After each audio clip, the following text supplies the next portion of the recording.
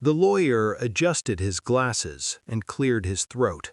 My brother smiled at me across the table, slow, smug, victorious. "Hope you enjoy being homeless," he said softly, just loud enough to cut, "because I made sure you get nothing." I didn't flinch. I didn't speak. I watched his fingers drum against the mahogany table like a man already counting money that wasn't his yet. Then the lawyer turned the page. "There is one final section." That's when the room changed. I should tell you how we got here, because betrayals like this don't happen suddenly. They ferment, quietly, patiently, like rot behind a wall. After our parents died, grief split us in two different directions. I mourned, he calculated. The house was still warm with their absence, my mother's chair by the window, my father's tools hanging untouched in the garage. I slept there because it felt wrong to leave them alone. My brother moved back in because it felt profitable. At first he was gentle, helpful. He cooked. He handled paperwork. He told me not to worry. "Let me take care of things," he said, hand on my shoulder. "You've been through enough." I believed him. That was my first mistake. We weren't always like this. When we were kids, he used to follow me everywhere. I was the older one, the protector, the translator between him and the world. When our father yelled, I stepped in. When our mother cried, I stayed awake with her. He watched and learned. I thought he learned loyalty. What he learned was leverage. The first sign was small, a locked drawer in my parents' study, one I'd never seen locked before. "Just organizing," he said casually when I asked. The second sign came in the mail, bank statements addressed only to him, new accounts, new signatures.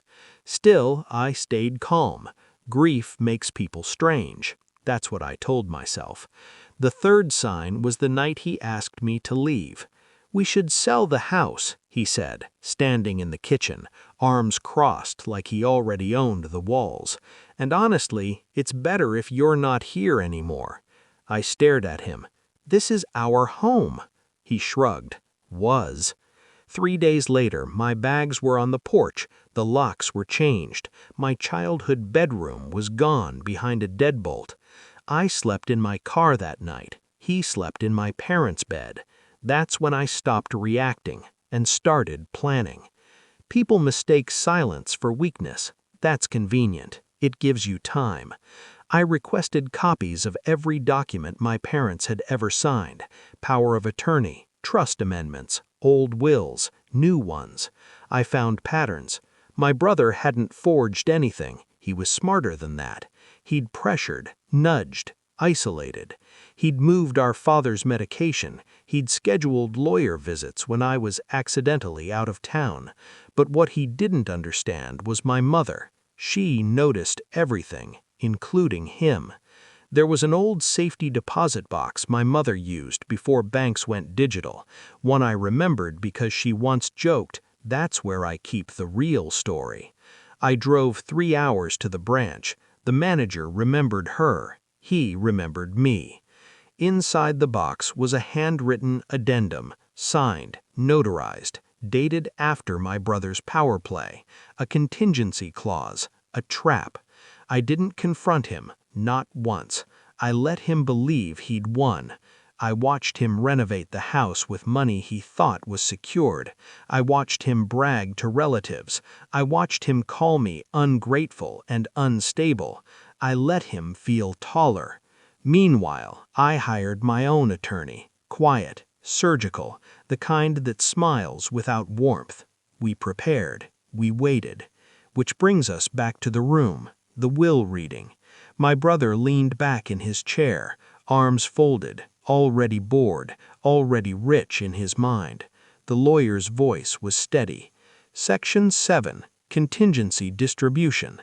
My brother frowned, just slightly. "In the event that any beneficiary attempts to remove another heir from the family residence within 90 days of death," he sat forward, "or withholds access to shared property," His fingers stopped drumming. All assets, including real estate, liquid accounts, and investment holdings, are to be redistributed. The lawyer looked directly at me. Exclusively. Silence hit the room like a held breath. My brother laughed, sharp, nervous. That doesn't apply. The lawyer didn't blink. According to the documented eviction and locksmith invoice dated, my brother stood, and the signed affidavit from the local police department confirming forced removal, he swayed.